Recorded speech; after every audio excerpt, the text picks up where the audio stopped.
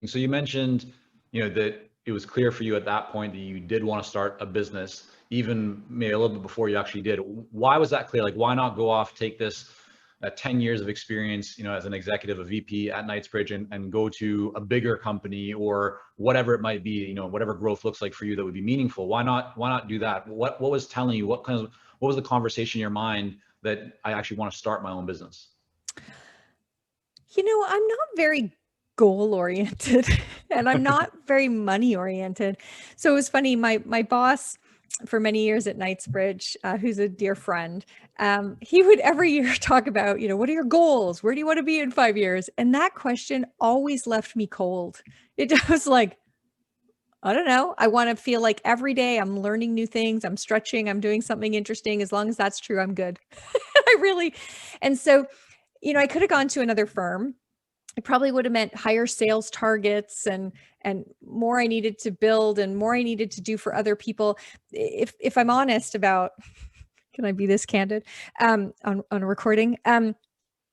We had an annual general meeting at Knightsbridge at one point, and I was a shareholder by that point. And they announced that they were selling the company.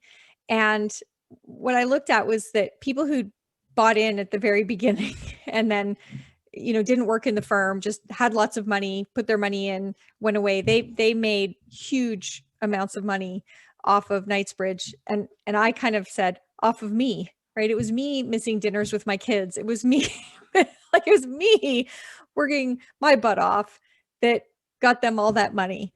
And I think at some point I was like, oh, if I'm going to make somebody rich, I'd rather it was me than some old white guy that is like playing tennis while I'm working. So I think I got a little disillusioned in the system at some point. I didn't want to join another consulting firm. I don't think I ever would have found a firm better than Knightsbridge. I really loved that firm. There was nothing wrong with it that wouldn't be more wrong somewhere else. It was just the whole model at some point was, I don't want to work for somebody else anymore.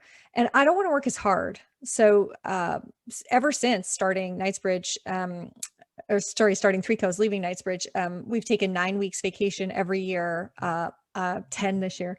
I didn't want to work as hard. Yeah. The other thing you mentioned, so thanks for sharing that. I mean, I think that'll resonate with a lot of people and be helpful as they, consider where they are in their life